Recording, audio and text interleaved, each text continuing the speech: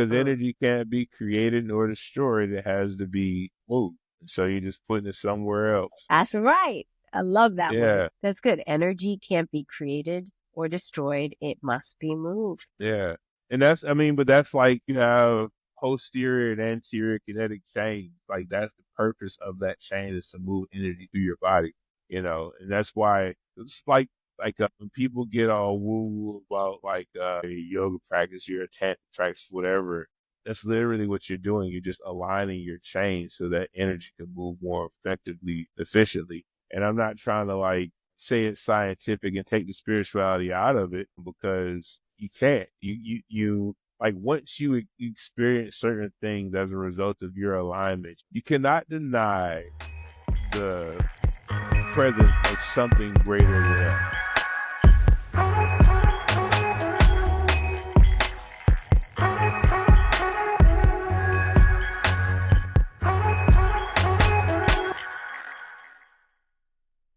Hey, Theodus, Hello. so glad to see you. You as well. Thanks for How joining me. for sure, man. It's my pleasure. I'm really excited to be interviewing you. We have been friends for a little while, but also working partners. We've written a Hmm. whole bunch of things together. You're engaged in creativity all over your life. And that's why I wanted to interview you. To say the least, you're acting, you're doing stunt work. You are also a personal trainer. You have a business called 7 Feet High, which we'll talk about soon. You make music. What else don't you do? Like, what? You do everything. I kind of worry about that number because I had developed this idea of the polyhyphenate as like the person who gets a couple of things done here and there. But I'm coming to Mhm. understand that what it actually is you have to, in order to get a thing done, you have to learn all these things. Unless you have the money to pay somebody or an adoring fan base, which you can, get interns or whatever, like you got to figure out how to get things from A to B on a regular basis. I'm coming to embrace those are the disciplines that you work within in your artistry. Leonardo da Vinci makes a lot more sense to me now. Well, if you're an inventor, then you've got to make a scale model of whatever it is you're inventing. So now you're a sculptor where it had to come from a drawing. So now you can draw, and the more technical, the better. And so it seems more like it was means to an end for the things he had in his head. And so I'm starting to like break things down like that to understand how shit gets done. Because the dream is to delegate. I want Yeah, to do this. Yeah, I want to do this thing right here. This is what I really came here for. You all take care of the rest of this shit. you are a creative throughout in general. And so you have a lot of ideas and have a lot of things that you're engaged in and that you're interested in. And that's just a way of life for you. This is why I'm having this conversation with people, is because I think creativity is a way of life. I think it's a human right. And I think that people are creative in many different ways. It doesn't only look like art or what people have defined as art. There can be Yeah. creativity if you include it in your life as a way of being. So we co-wrote a pilot and a TV show together. Hmm. And looking back, like, how did you feel about that creative process? Like, what was it navigating, like any resistance or getting flow around it? What was your experience? Well, it's interesting because it's like one of those dilemmas that you put in your head. Like we were both finding our legs when it comes to this kind of work, and like taking on a project of a certain magnitude is like any production. We just kind of winged it. You know what I mean? And Yeah, I mean, mhm. I think that approach, you have a greater chance of yield because I look at people who went to school for it, and it appears to me they have the way that they learn. And if it doesn't work by those means, then it wasn't meant to work. Like I see a lot of I feel like looks like that. Yeah, I basically was like, "Hey, I'm thinking of writing something." And you're like, "Hey, I'm thinking of writing something too. Well, what would it look like if we wrote something together?" And I think what Yeah. we did is basically we set a structure. We're like, "Okay, we're going to show up 3 days a week or something like that." It was during the pandemic. We had the time. We'll show up this many Well, days a wait, week for it was this much before that. time. It was before that. It was in 2017, 2018. We would meet up at Starbucks Oh my and just like, gosh. yeah. But we would like go take walks and talk about the stuff and like really try to figure out the world. Yeah, we were. It was before. It was pre-pandemic, and that's what I'm saying. Like That it is was so such a wild. right. And while we were trying to figure out the story, we were figuring out the process by which the story gets told. Because like you go to school and they teach you structure and they teach you like the 3 act system, the system or whatever, or you know, some Christopher Nolan shit. And like you kind of get married to that. Whereas we were like, let's just take a fucking walk because the Starbucks people were starting to look at us crazy, and like work it out. What is the story you want to tell? All right, what should it look like? Yada yada yada. And then during the pandemic, we got together and had a writers retreat.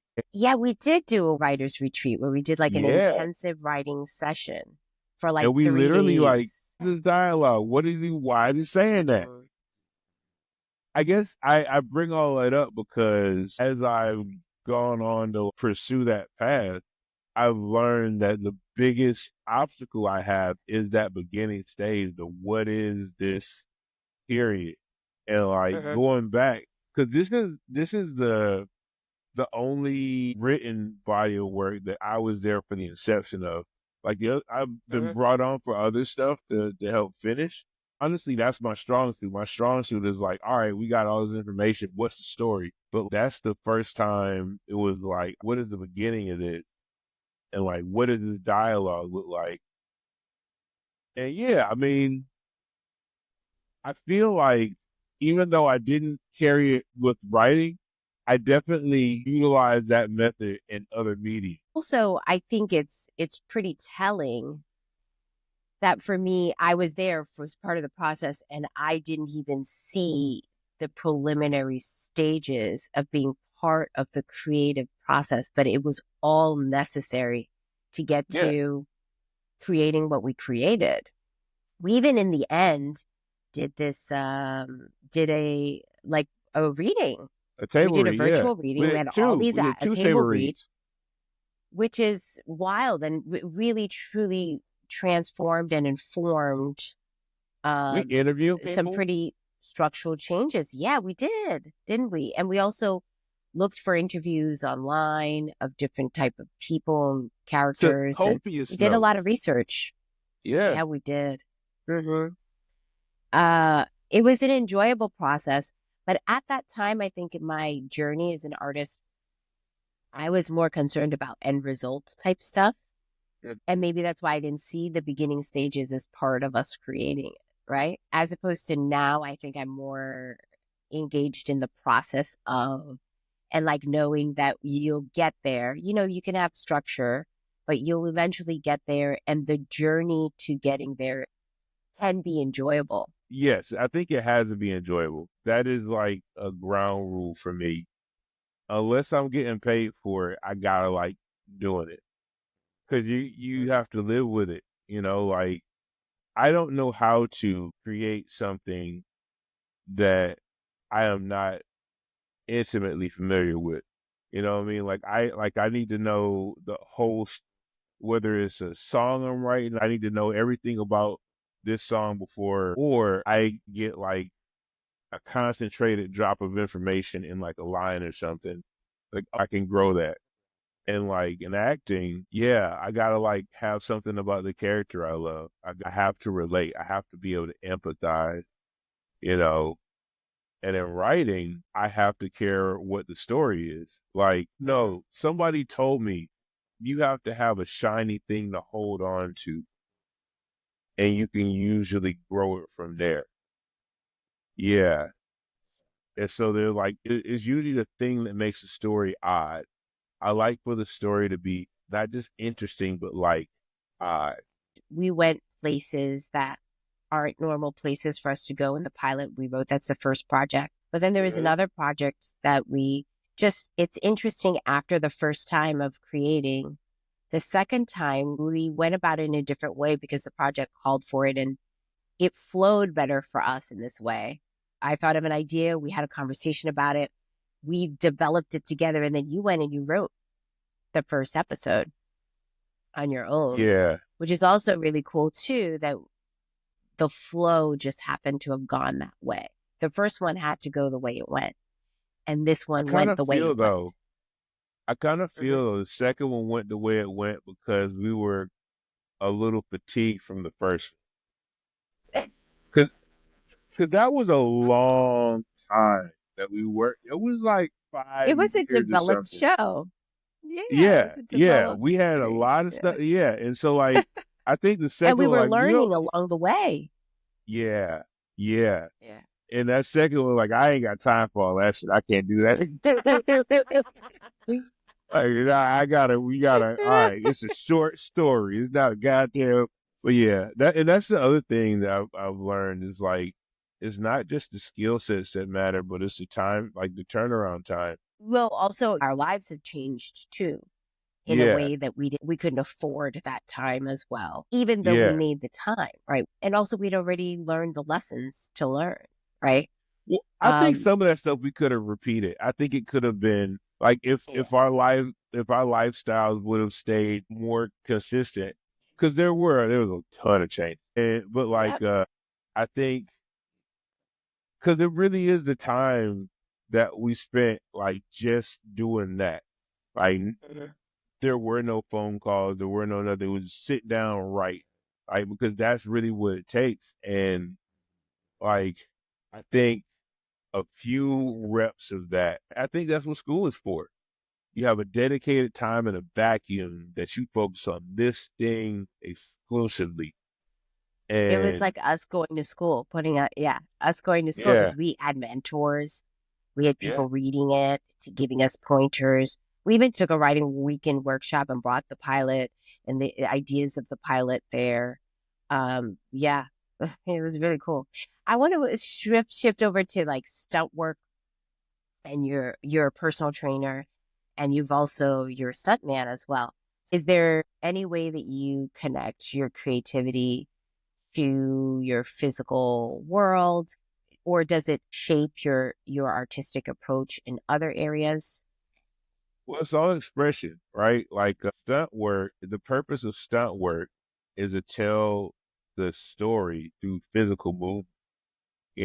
I worked one of the first jobs I had, I lucked into this like really high profile, high budget project and the coordinator is really, really well regarded stunt woman.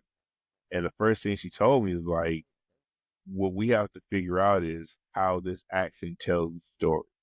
That is what is most important, right? And so when you think about it from that perspective, you are an extension of the words as much as you are if you're saying dialogue. Like this is the Mm. action of it. So it's the exact same. Um, and then you have things like dance and fighting. So I'm learning other styles of performance, right? Like I'm learning clowning. And the thing about clowning Ooh. is the fourth wall is non-existent. And so you're always playing to the audience. You're gauging the audience for a response. You're showing the audience how you feel about whatever it is. And every single thought has a movement. Every word you say can be explored in a different direction. Like you can Mhm. take an offering, you can like go on a tangent. So I'm a kinesthetic learner, right? So when I do a thing, I get the information I need to remember it. I have a really good memory because I'm not learning words, I'm learning choreography. When you're dancing, when you get to a certain point where you're just counting in your head, but you're not like, that's not what you're thinking about. You're just doing it. Like, when the four is coming every time the four is coming. right? And so you know what your movement is, every single part of the beat. You like that's something that is stored in your body. Your muscles, like muscle memory, your nervous system remembers it. So something like clowning, when my nervous system retains that information, I've now found another way to gesticulate, right? I can speak in a different way. I can make more robust characters because I have another way of approaching things. Really such an interesting, engaging way um, to also think about learning and then also thinking about creating. So I'm a dancer, but I do partner dancing. And it's usually in relation to another, right? So usually there's a dance lead. I'm not the lead, I follow, right? Mm-hmm. And there is a flow to it, and you almost like have to settle into it. Mm-hmm. Um, you get to a point where you're learning the skills, but then after a while, you get better, and then you get to settle into it and feel and sense the flow of it. And you gave me an idea for me to start thinking about my art and what I create, and, with my acting in particular, my acting, to think about it through movement. I know it's a part of it, but just now you had me consider that it might even be a bigger part given how in tune I am with my body and movement. But think about this. If you embody a character, you have to be able to relate to how they think, right? Well, how they think is not just how they look at things and how they speak, it's how they move, how they walk, it's how they respond to stimulus. If they get scared, what does that look like? If they have a nervous tick. So everybody has like neurological pathways they carve, just like habits, physical habits, things they do. Like some people talk like this, some people talk like this. So whatever is like things that they just have learned to do with their body. And the more of that you can be aware of and mindful of in your performance, the more dynamic performance you can make, because you're not just making choices about how you say a thing, where you look at, who you're talking to, how you're physically responding. You're getting an idea of how their nervous system is reacting. Like, are they angry? Are they cowering? One of the exercises that I remember, like in class a little bit, is different humans have different centers of gravity. Yeah. So you can have a center of gravity where you're all cerebral. You have a Mm-hmm. center of gravity where you're all heart, right? And how you are led with that.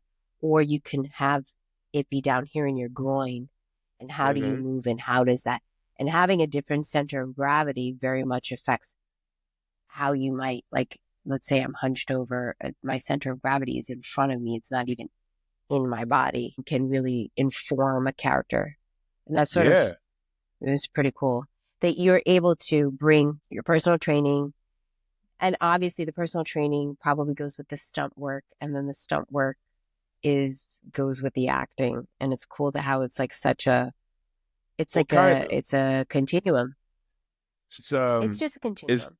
it's less layered, right? So the personal Mm-hmm. training goes with everything, because you got to have the control of your body to control how your body moves, right? So that's like a very specific type of training. And then for stunt work, I need to be able to like save myself. I need to be able to fall safely, things. So that's a completely different type of training, right? I like to maximize my time. So like when I have a fighter that I'm training. When I train my fighter, I'm training myself, and that's like so my body is strong, so I can do the things like the general strength training. As I get older, I'm starting to like be way more mindful of how I approach stunt work, because I don't have a typical build. And so like I am more durable in a lot of ways. And as big dudes tend to be more fragile than others. And so like becoming strong in the weak places. So that's like a lot of rehab type shit, right? A lot of bands and, dowels and doing repetitive stuff, right? But then like getting specific with like clown work, like what you're talking about with energy centers, right? That's a whole different exercise. That's a whole like dropping your energy center and living in a world like from there, that's a fatigue that like I mean, maybe kettlebell swings can get you ready for it, but like only kind of, like you have to get out and do it, right? And so everything becomes training. And because my approach is more of a like a trainer style, like I start using that to put myself in more advantageous positions with other things, right? It becomes a system of how I learn. Because it used to be I learned by getting in and doing the thing. You know, things cooperated a lot better. You know what I'm saying? Because I could be way more physical. And now I have to learn by coaching, right? Even if I'm coaching myself, I have to like learn by cues. At this point, I need to be in this position to have this specific feeling, yada, yada, yada, and like create a system for things. It sounds like over time you gain some experience about what it is like to be, and also you have a language in Absolutely. your body that you already know, and you've become more fluent in it. Yeah. So like it's like for anybody, because at some point I'm going to have to teach how to do that, right? Like, however it is that you take in information most efficiently, I would say that needs to be like how you engage with the world so you can have the most robust experience. If you're a visual learner, then there need to be an abundance of visual cues for a lot. Like if Yeah. you're an auditory learner, then and getting into music. So like that's my secondary is auditory learning.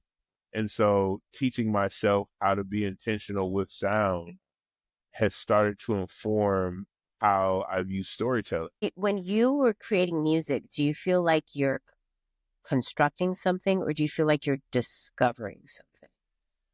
So music, I hear it already. I've heard a few people describe it like this, and I really believe it's true. It's like we are conduits. We are not the creators of anything. The information flows through us. It doesn't come to us. We can't keep it. We don't have a say when it comes and goes. And with that said, a lot of songs, I'll just like kind of shift my antennas and put myself in different places and spaces and like see what inspires me.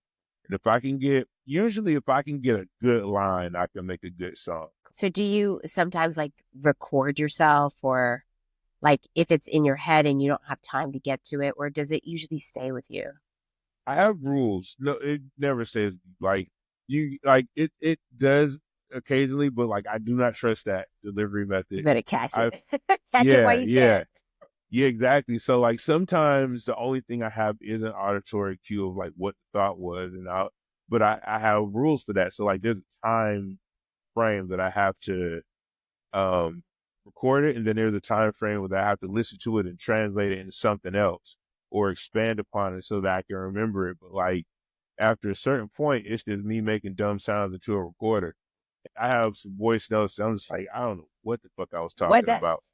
I have a few notebooks, and I've been pretty good at keeping them like organized. Like I have an acting notebook, just like this character work, right? It's just like I'll write down everything I can about the character and the project, because that that's also a big part of creating character is like what kind of story is this? If I'm creating a clown, they do very specific things in very specific ways, and that has to be part of what I create. But if I'm creating like something for indie film and it needs to be deep and brooding or whatever, you got to account for that. If it's a procedural, it's got to be fast. You got that shit out there. You know what I mean? So like, and that affects how your character presents. And so It's just all those interesting how things. you spoke about that. In a way, there's a rhythm, Mhm. which goes with movement, but it also goes with the music of it. There's a Yeah, rhythm and a beat to the different kinds of things, for the different kinds of stories you're telling. yeah, yeah. Um, it is absolutely like time signatures too. Like procedural television is definitely a 2/4. It's like a bop bop bop bop. You know what I mean? Whereas a big budget film, you have that one spot where it crescendos and you have to make the most of that and then you have to ride that wave. And so it is fun thinking about it like that because I also make playlists for my character work and that'll inform the type of music, like the genre of music, the type of song, that can put you in a certain place. Um, so yeah, it's just like you're reverse engineering a human most of the time, or human. You're reverse engineering a human experience. Yeah. Oh yeah, that's cool. I think that's That's a really what cool. art is. I think when we started the conversation, I said it's part of being human is to create, but Yeah. also it's like a way of being as well. So creation in general is like the ultimate act. And so in what ways do we create? And there are many different ways to create. There's procreation, there's building plants in nature, there's Well, that's the making ultimate music and reverse art. engineering of the human experience. Right? Yeah. Totally. I think like it's so profound because there are so many ways to create. Like nobody has the excuse not to do it. Yeah. You know, what I'm learning is that it could be part of almost anyone's life and in some ways is necessary. For Like sure. It's expression. it's expression. And in a time where we're consuming more than we're like, just with apps and we have more interaction with technology at a level that we never had before, you can get stuck in the addiction and the trap of just consuming. And I think as artists, we do need to take the time to consume because you're getting all your ideas, you're aggregating ideas, but also there comes a time where it's important to stop the flow in order to push out. Isn't And it it, interesting? hmm? Sorry to cut you off, but isn't it No, interesting that perfect. like a lot of art is just like either looking back on a timeline or forward? Because like the way we make art now is a result of the times that we live in. And Mhm. there is art that has depicted this time right here very specifically. And that can't be said for most times in history, but like looking at like Octavia Butler. Yeah, Butler. The futuristic stuff. Yeah. Yeah, but like there is like the Parable series is right now. You know what I mean? Like the movie Idiocracy is probably in 2 or 3 years. You know what I'm saying? Like there was another oh no, Wally. Motherfucking Wally. Why are all the cartoons so poignant? But Wally is like just like what we have to look forward to. Some robots on the ship falling in love because people have turned themselves into cattle and are off on a boat about to die. I don't know, man. I guess art in general talks about our fears, our hopes, our humanity, right? I do believe that some art is about the present moment too. But yeah, it's all about what is it to be a human being connecting with others on that, right? It could be the ugliest or the best of humanity.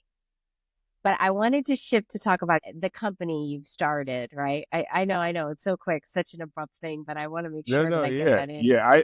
I definitely kind of want to.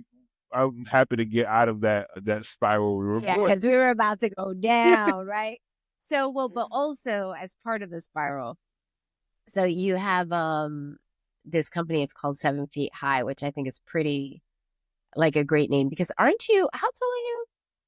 I'm 6'8", but 6'8" high Yes. don't have the So same ring six to it. eight, 6'8" is incredible. So you're a big guy. So 7 feet high, I think, you might as well, if you're 6'8", you might as well.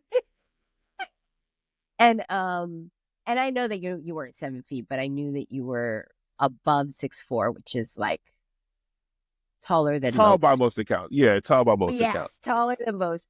So, and I know that he explores like cannabis as a health tool. And also I know that it's almost like a creative act for you. Hmm. And I wanted to know how your experience with cannabis and the business and the creativity you have around it, how that also informs your creative process. Well, so cannabis is a part of my daily regimen because of various things like injuries, and it keeps me from having to either spend a lot of money using other types of therapy like IE massage, different kinds of therapies, because that can get pricey on as regular a basis as I need it. But like it's a thing I can use. Like whenever I'm doing physical activity, I like to do it with at least a low buzz in the background. So it's the focus that I get from cannabis. Like I'm able to focus specifically on what I'm doing. Even the most mundane things like foam rolling, I'm feeling every single muscle as I roll. You know what I mean? Like the Yeah. mind muscle connection is definitely heightened for me because it's been a part of my practice for so long. When I was That's fighting, when I hmm was fighting, it would be like how I train. Like my best sparring is like right when it kicks. You know what I mean? I got it. In 7 Feet High, you have a creativity around how you explore the use of it or introduce it into people's lives, right? Yeah, I spent a lot of time trying to figure out, why it was interesting to me to present, right? Like what about it I thought was interesting. And what it really is just like there's a bunch of different ways that this plant can be therapeutic. And it's how to explore that safe, like understanding on a consumer level how to engage with the plant, like how to understand the information you're given so you can accurately dose, how Mhm. to like different applications, because before I had small children, I was smoking all the time. That was my preferred delivery method. But like now, I gotta cook it, and like a lot of people, I think probably would benefit from switching to edibles, but there's a stigma because nobody really tells you how to enjoy edibles, and so there's all these stories of people getting way too high and losing a day, Mhm. sleeping or whatever, when that doesn't have to be the story. And I've spent a number of years going through the research, like making the mistake. And so what better thing to do with that information than share it? Yeah, it's an informational company, and you share your experiences around it, and then you also tell people about like tinctures and different ways of Yeah. consuming What's it, and yeah, it's to a support your cannabis life and your coaching is body. what I would call it. Yeah. Cannabis coaching. Oh, And yeah, cool. That is a cool yeah. title. And so there's a bunch of different delivery Cannabis cook. methods. And like, I think the biggest thing is like showing people how to determine which one is right for them. Like for me, edibles is a way. Some people enjoy the ritual of smoking, and so they, whatever. And but there are other ways. There's topical. Some people don't have to ingest it in that way. They want this to feel a certain way. Like giving you the information on how it can be applied so you can make the decision on what's best for you. Because it could also change. The one thing that I've learned from coaching or from training people is that once you learn how the system generally works, you can figure out where you are on this. Like with fitness, now that I've trained people for a certain amount of time and I've gained certain information, I can see where I am on the spectrum of fitness and like pretty accurately determine what I need to do and how long I need to do it to get myself to a desired level. Like I have the information to know the steps, right? And I Yeah, think that's what I want to provide for people in the cannabis space. Like I want to got it. introduce to you what the steps are and how to know how to navigate the space and get yourself to a place of confidence and competency. You're gonna overdo it every now and again. You're gonna have to play every now and again, but knowing the system, knowing that this with my body is gonna have this effect, and also knowing like if I get too high, what to do. Yeah. You can chew on black pepper. You can take CBD. Like there's a number of things you can do to get you to a place of normalcy. Because there's a lot of people that like call 911 because they're too high. You know what I mean?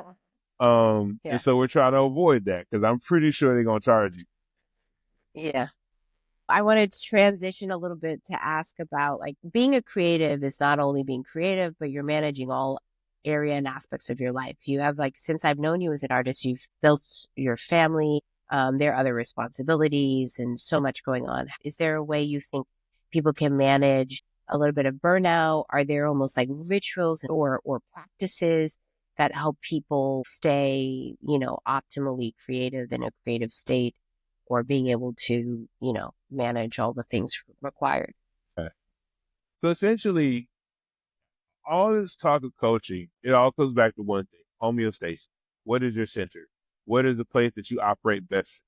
And knowing where that is for you in whatever space it is, artistically, knowing the place, knowing how to get yourself to the place of the highest level inspiration received, like the most clarity so you can have good time and space and resources, you know, properly put that. I think that's the most important thing. Knowing your new, Knowing your, can you say that again? sorry, knowing you're neutral, knowing your, cause like, I found a great tool for performance, like whether it's an audition, whether you're going on set, whether you're going on stage, meditation, like getting yourself just to a neutral place, right? Even if it's a meditation on something, still just like taking the time to scan or refocus or whatever it is, but it really just comes back to your neutral, you know? That's pretty cool. I mean, I think for everyone it's different. At some point or another you will deviate from neutral, but you know what it is to come back to home. Right, right. Yeah. It's And like so, knowing, cause like, I think that's the most important thing, the most important tool you can use to combat like, burnout, fatigue of any kind, honestly, and blocks. Like, whenever I'm in a place of block fatigue, the first thing I do is assess myself and how like how am I in critical areas? Like, do I need to refocus or re whatever? Um, and then get back to it. Um, I I don't get writer's block. I don't get blocked anymore because I've learned to pivot. Like if yeah. if I'm having trouble writing a song, then maybe I work on a beat. Trouble, coming up with music, then maybe I write. Having trouble writing, maybe I read a play or a script or something. Like there's always something else you can do that is going to benefit you in that artistic.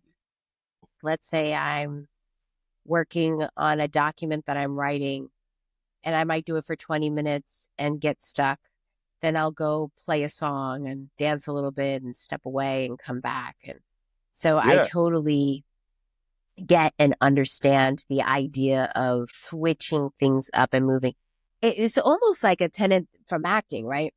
When you're doing like a really hard scene, and then afterward, you might do something for your system for you to know that it's not, that this is not real and yeah. that you're okay, and that life's okay and life's dandy. So, yeah. So, if I have something that's stressful or something that's really intense that I'm focused on or working on, I find times in my day where I can find lightness or joy or calm or peace, whatever that looks like. I look for catharsis.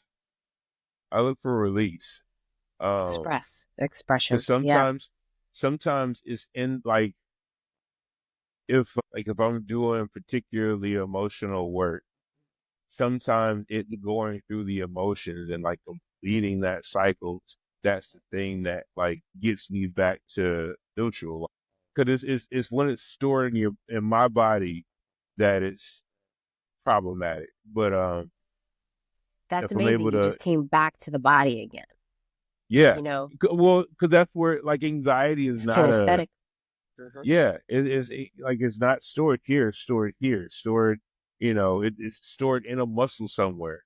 Most anxiety is stored in your body, and you Mhm. usually there's some form of physical activity involved with the release. You know, Like, what do people send you to do when you're like anxious and tense? They send you to get a massage. You get somebody to move your body for you. You do yoga, you do meditative breathing. Like those are all body things.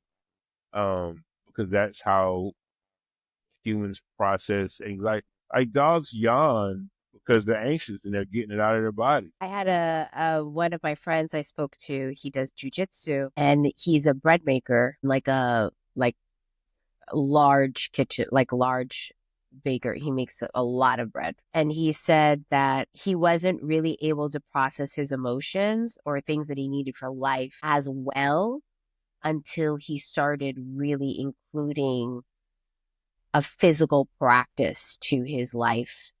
And once he did that, he was able to like process and release some of those things. And I've had those experiences too. In fact, through massage and through yoga and different things like that as well. Like an emotional release? Emotional, like fundamental, like who I am as a being kind of change and release because we do store things in our bodies. And I don't know that people think about the world that way or think about emotions or processing in that way, you know? Yeah. Well, it reminded me of going through the pandemic. There were a number of times that I'd be back in my backyard gym space and I'd find myself punch crying, like just like getting myself like anxious about something, or a lot of things, a bunch going on, trying to figure it all out. Nobody's working, hitting that bag. Next thing you know, every punch is a scream. Next thing you know, you just weeping. Yeah, my my neighbors have totally. heard a lot from me. That's cool though, because what it does is it clears up the space and it doesn't show up in the other areas of your life or the other things, right? It Right. clears it up so that You spend that energy. so it's not persistent. Yeah, yeah. It Yeah. dissipates it. Because Mm. energy can't be created nor destroyed. It has to be moved. So you're just putting it somewhere else. That's right. I love that word. Yeah. Yeah. And but that's like you have posterior and anterior kinetic chain. Like that's the purpose of that chain is to move energy through your body, and that's why it's like when people get all woo woo about like your yoga practice, your tantra practice, whatever. That's literally what you're doing. You're just aligning your chain so that energy can move more effectively, efficiently. And I'm not trying to like say it's scientific and take the spirituality out of it because once you experience certain things as a result of your alignment, you cannot deny the presence of something greater than us. Like you would just be in tune to things, you would feel things. People try to And in name my it, people mind, try to own it, but so what? what I was saying, in my mind, they're the same. Yeah, they are. People just try to name it and like put their stamp on it or whatever. But like, I'd much rather just enjoy the experience and keep it moving. Yeah, I mean that's because that's like, isn't that interesting? Like a lot of it comes from alignment, but like a lot of artists contort themselves for their art. Like visual artists, people who draw to get punch. This posture becomes a thing. People stand, they're here, but like, there's still some kind of it's almost like you have to twist your antenna a certain way to get a certain signal. That's incredible right there. Yeah. But That's an yeah. interesting concept and thought. In acting, you have like, what is it, the Alexander technique, where you learn how to align yourself so you can misalign yourself intentionally, so you can inhabit some of these bodies with these different, uh, antenna alignments. It's Uh, also an interesting thing in life, right? If you think about it, like you can have your channel switched to see that the world is scary and broken and you have no yeah. luck. You can also you can also shift the antenna to receive that good things happen. Everything's going my way and there's nothing that can come my way that I can't figure out. This is So it's dating myself, but you also, going from UHF to VHF. Right. Yeah, Yeah. that's crazy. Yeah, it's polarizing your view of things. Yeah. Well, it's like that, like a negative. Like if you look at the negative of a photograph, you know, yo, when I was a kid, there was this show that scared the shit out of me. Right? It was called Yeah. Tales from the Dark Side, Yeah. and the intro is this music. It's creepy as little bells, right? And it's this dude talking. And he's talking about the in the world we live in, yada yada, whatever. And it's just this like a field. You're looking at this field, and it ends on this like part of the field with like a wooden fence, like some real rural shit, right? And Yeah. then when they get to the swooty tales from the dark side, it's just the negative of that image, but it's so fucking like impact. It's like, oh, like I guess as a kid, maybe if I go back and look now, it might not have the same effect, but No, like, but that's the idea. It's like the lens from within which that you see the world. yeah, And I think a creative lens is an important way for people to see the world. I believe that the reasons why like dictators come after intellectuals and come after creatives because we are people who have people see the world through a different lens, and that absolutely, like can create revolutions, like that yeah, can have people be so moved that they turn everything upside down or change their way of thinking, of the change the way they live their lives. It's potent stuff, right? yeah. Yeah. And so like I've been thinking about that a lot lately, and like it was a very popular way of being to like go about things like unapologetically, and this is my art. You can't silence me in a revolution. And I'm just like, what if I just shut the fuck up and make the thing and put it out and have the impact and then go on about my business and like not say a whole lot about it and let the art, but I think that's a personal preference of an approach, right? Um, Yeah, it's another way of expression, right? I find that I am starting to do less of the talking and planning and doing more of the doing. And it's through the process that there's discovery. It's through the yeah. process of it that there is discovery that you learn. It's in the act of doing and moving and it not doing necessary for the end result, Well, right? yeah.